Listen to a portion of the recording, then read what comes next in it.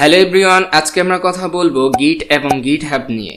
Basically বিগিনারদের সবচাইতে বেশি প্রশ্ন জাগে গিট এবং গিটহাব কি, কারণ তারা তাদের সিনিয়র কোডারদের দেখে থাকে তারা গিটহাবে এবং গিট নিয়ে কথা বলছে এবং গিটহাবে তাদের প্রজেক্ট পুশ করছে, কিন্তু তারা কোনো ভালো রিসোর্স পাচ্ছে না কোথা থেকে তারা গিট এবং গিটহাব সম্পর্কে জানবে এবং কিভাবে তারা তাদের প্রজেক্টকে গিটহাবে পুশ করবে। যেমন আমরা নিজেরাই নিজেদের একটা প্রজেক্ট করেছি এবং সেটাকে আমরা আমাদের গিটহাবে পুশ করব, কিন্তু সেটা কিভাবে করব বিগিনাররা তা বুঝতে পারে না। সো হ্যালো এভরিওয়ান, আজকে আমরা কথা বলবো গিট এবং গিটহাব কি এবং আমরা দেখাবো কিভাবে আমরা আমাদের একটি প্রজেক্টকে গিটহাবে পুশ করতে পারি। গিট হচ্ছে একটি ভার্সন কন্ট্রোল সিস্টেম যেখানে আমরা আমাদের কোডের ভার্সন পুশ করতে পারি। যেমন একটি উদাহরণ দিলে খুব ভালোভাবে বুঝতে পারবেন। উদাহরণ হিসেবে আমরা ডক্টরদের দেখতে পারি। একজন ডক্টর কিন্তু একজন পেশেন্টের জন্যই নির্ধারিত না। একজন পেশেন্টকে অনেকজন ডক্টর দেখে থাকে, কিন্তু তাদের আলাদা আলাদা প্রেসক্রিপশন থাকে এবং তারা তাদের প্রেসক্রিপশন দেখে সকালবেলার ডক্টর যে প্রেসক্রিপশন দিয়ে থাকে, বিকেলবেলার ডক্টর এসে সেই প্রেসক্রিপশন চেক করে এবং চেক করার পরেই তাদেরকে অন্য ধরনের আরেকটা প্রেসক্রিপশন দিয়ে থাকে। ঠিক তেমনি আমাদের গিট এবং গিটহাব এইভাবেই কাজ করে। এবং আমরা প্রফেশনালি অর্থাৎ আমাদের জবে যখন কোড করব, আমরা তখন একটি প্রজেক্টে একাই কাজ করব না। তারা কেউ আমাদের ফ্রন্ট এন্ডে কাজ করবে, কেউ ডাটাবেস নিয়ে কাজ করবে, কেউ ব্যাক এন্ড সার্ভার নিয়ে কাজ করবে, এরকম। তো তারা তাদের প্রজেক্টকে ভার্সন হিসেবে গিটহাবে পুশ করবে। সেখান থেকে আমরা প্রজেক্ট নিয়ে, আমি যদি ব্যাক এন্ডে কাজ করি তাহলে আমি সেখান থেকে প্রজেক্ট নিয়ে আমি ব্যাক এন্ডে কাজ করা শুরু করব এবং আমার ভার্সনটা অন্যজনে সার্ভার নিয়ে কাজ করতে পারে, সে জায়গায় নিয়ে যাবে। সো গিট এবং গিটহাবের মধ্যে বেসিক্যালি পার্থক্য হচ্ছে গিটহাবে আমরা আমাদের পুরো ওয়েবসাইটটাকেই পুশ করতে পারি, আর গিট হচ্ছে আমাদের একটা ভার্সন কন্ট্রোল সিস্টেম যেখানে আমরা পপুলারলি ব্যবহার করতে পারি কিভাবে আমাদের গিটের ভার্সন কন্ট্রোল হতে পারে, আমরা প্রত্যেকটাকে ভার্সন আকারে পুশ করতে পারি। তো গিটহাবে আমরা আমাদের পুরো ওয়েবসাইটকে কন্ট্রোল করতে পারি এবং আমরা পুরো ওয়েবসাইটকে আমরা আমাদের গিটহাবে পুশ করতে পারি। সো কিভাবে পুশ করব? বিগিনারদের সবচাইতে বড় একটি প্রশ্ন, কিভাবে পুশ করব।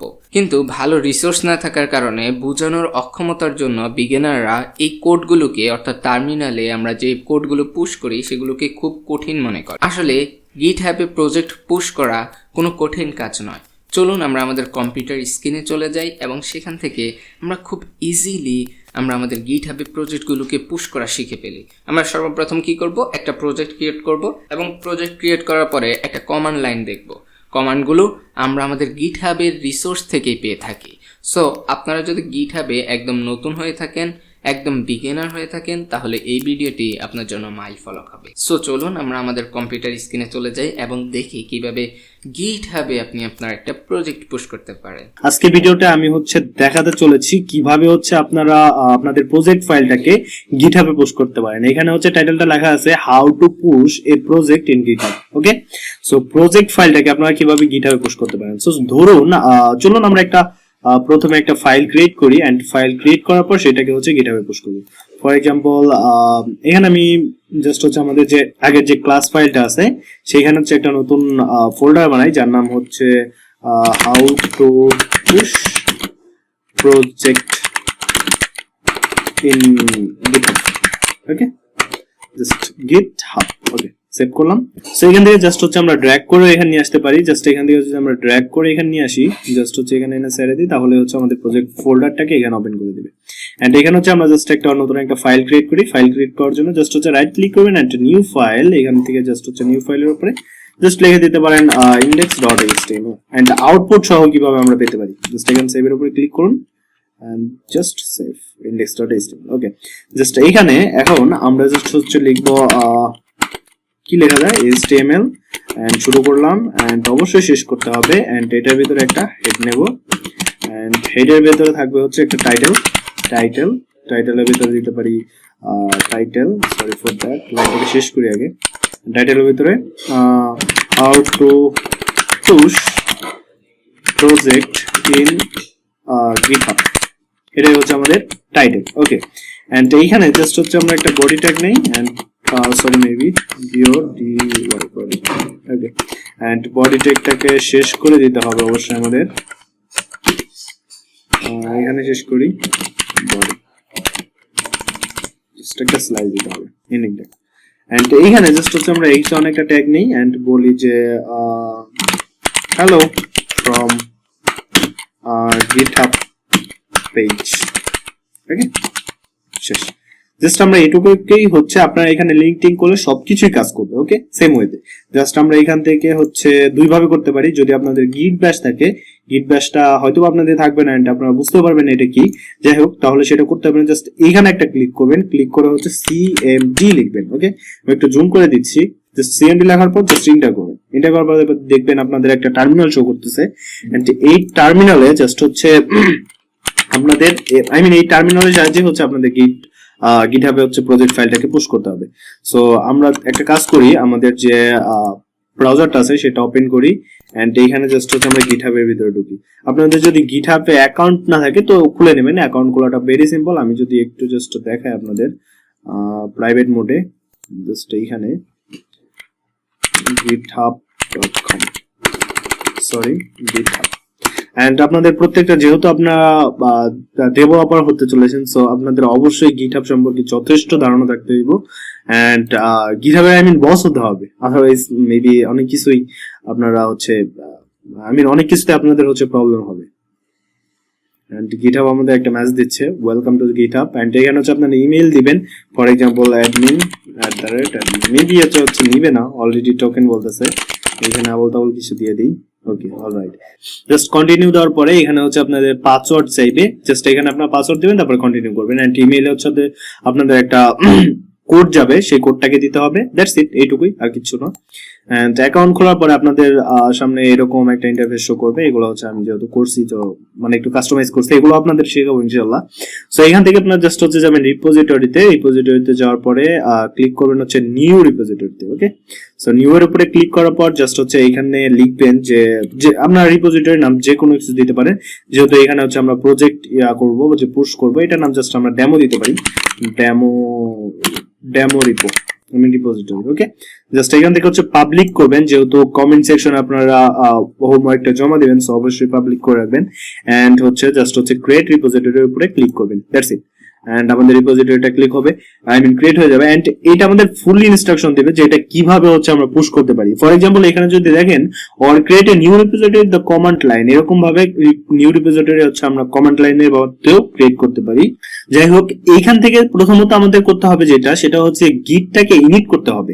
সো গিট ইনিট মানে হচ্ছে আমাদের যে গিটটা আছে এটাকে হচ্ছে ইনিশিয়ালাইজ করতে হবে। ওকে, সো এখন জাস্ট হচ্ছে আমরা গিট ইনিট যদি লিখি, গিট ইনিট, জাস্ট হচ্ছে আমাদের গিটটা ইনিট হবে, বলতেছে ইনিশিয়ালাইজড এমটি গিট রিপোজিটরি, এটার ভিতরে এমটি।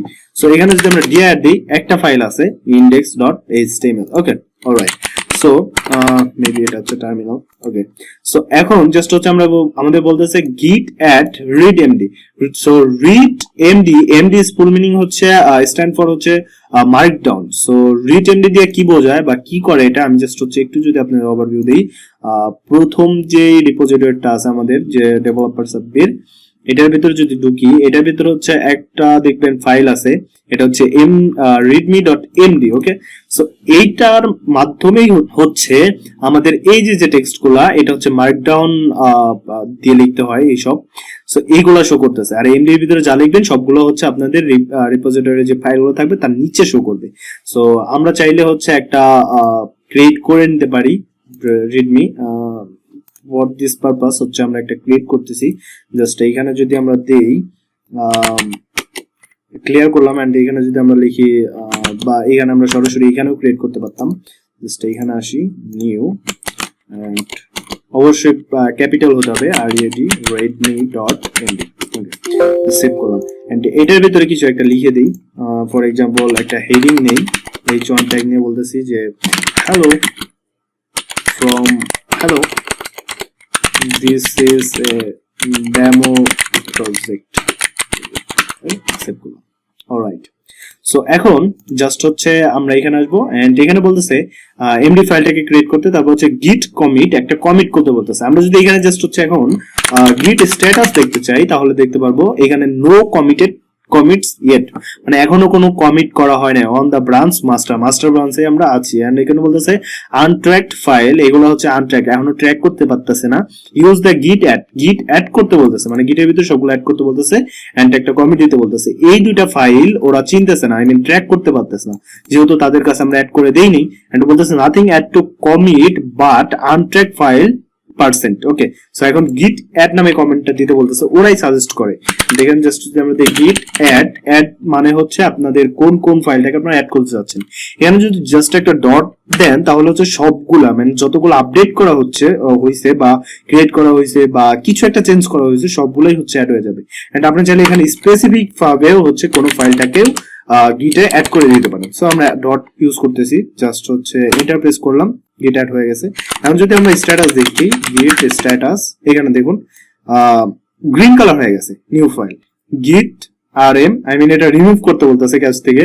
যাই হোক, নো কমিট, এখনো কোনো কমিট করা হয় নাই, জাস্ট আমরা অ্যাড করছি, তারপরে ওরা ডিলিট করতে বলছে, কিন্তু আমরা ডিলিট করবো না, আনস্টেজে আছে। এখন বর্তমানে হচ্ছে আমাদের এই যে গিটের যে সকল ফাইলগুলো এগুলো হচ্ছে স্টেজের ভিতরে আছে। ওকে, এন্ড এখানে যদি আমরা গিট rm ক্যাস্ট এটা দিই এন্ড ফাইলের নাম দিই তাহলে সেটা আনস্টেজে চলে যাবে।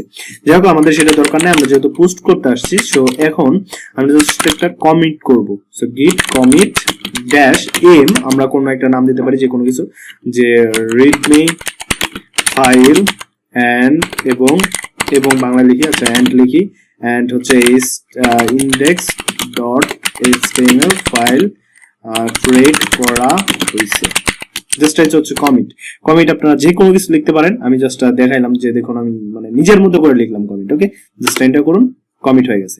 ওকে, এন্ড এখানে বলতেছে ক্রিয়েটেড নোট এত দুইটা ফাইল। ওকে, জাস্ট এখন যদি আমরা গিট স্ট্যাটাস দেখি তাহলে দেখতে পারবো যে nothing to commit working the trick line, মানে এখানে আমি নতুন কিছুই আর লিখি নেই, কমিট করছি আর কোনো কিছু চেঞ্জ করি না। এখন যদি আমি একটা জিনিস চেঞ্জ করি, ফর এক্সাম্পল এখানে যদি আমরা একটা ট্যাগ লিখি স্ক্রিপ্ট, এন্ড স্ক্রিপ্টের ভিতরে জাস্ট হচ্ছে আমরা src হ্যালো src আমরা এখান থেকে জাস্ট লিংক করে দিতে পারি app.js। সো একটা app.js নামে ফাইল ক্রিয়েট করি, new file app.js। so for that just control s and save। alright, so এইখান থেকে জাস্ট হচ্ছে আমরা এখানে কনসোল করে দেই, console.log hello। alright, save।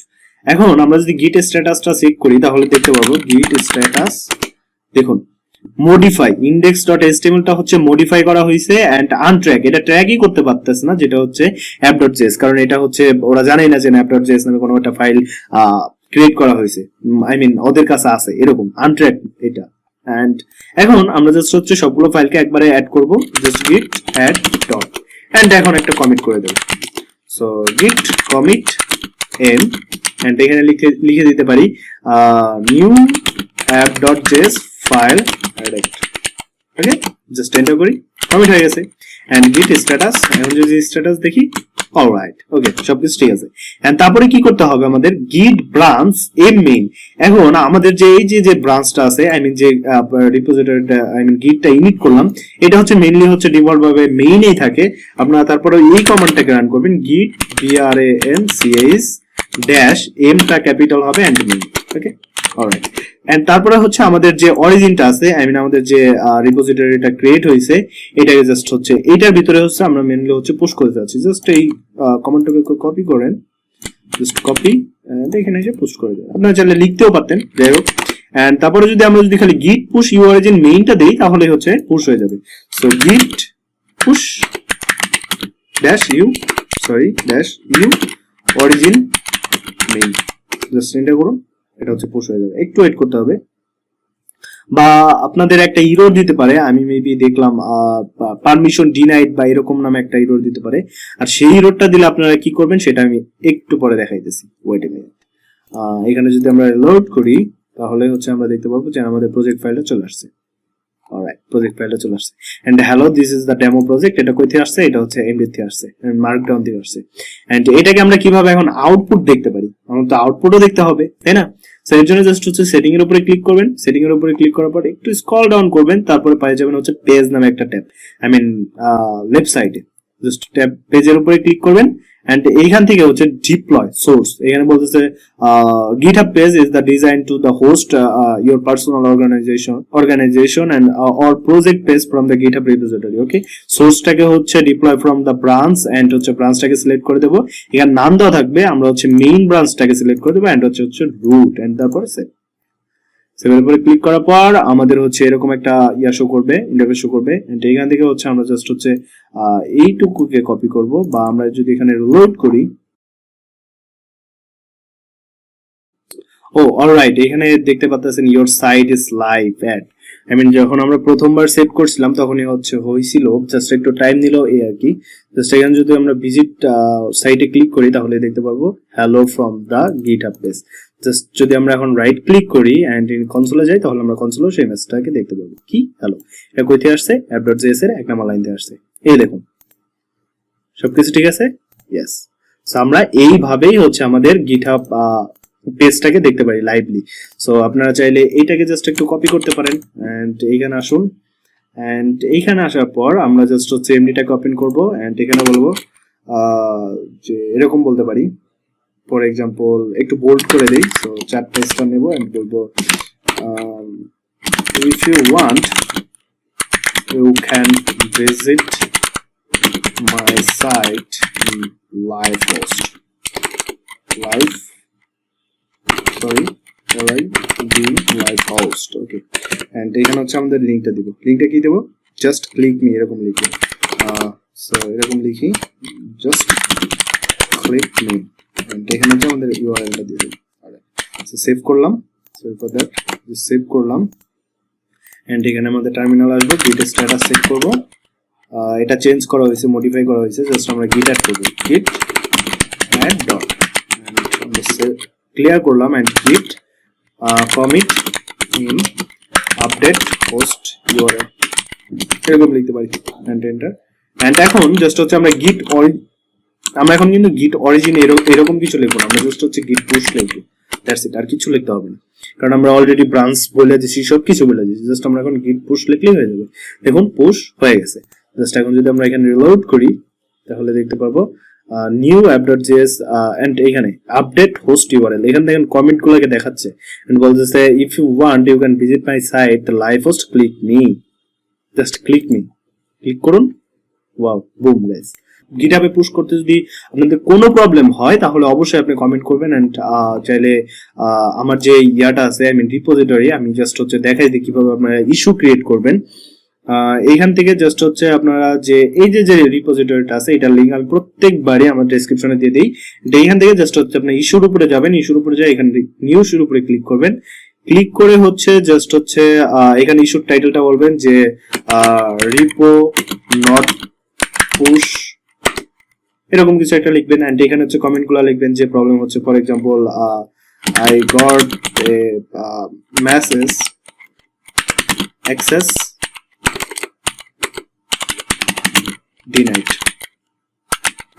GST maybe, so okay and এখান থেকে জাস্ট হচ্ছে সাবমিট নিউ ইস্যু, এরকম ভাবে আপনারা ইস্যু ক্রিয়েট করবেন এন্ড ইস্যু ক্রিয়েট করলে আমি নিচে এসে আপনাদের অ্যানসারটাকে দিয়ে যাব। ওকে, সো এইভাবে হচ্ছে আপনারা ইস্যু ক্রিয়েট করতে পারেন এন্ড এটাকে চাইলে আপনারা ডিলিট করতে পারবেন না, বিকজ অফ আমি এটার ওনার, আমি জাস্ট ডিলিট করতে পারবো এন্ড আপনারা চাইলে মেবি আপডেট করতে পারবেন জাস্ট। সো সেই পর্যন্ত ভালো থাকবেন এন্ড দেখতে থাকুন, নেক্সটে আরো অনেক চমৎকার অ্যান্টি অ্যামেজিং ভিডিও আসতে চলেছে। সো সেই পর্যন্ত সবাই ভালো থাকবেন, সুস্থ থাকবেন, বাই বাই, আল্লাহ হাফেজ।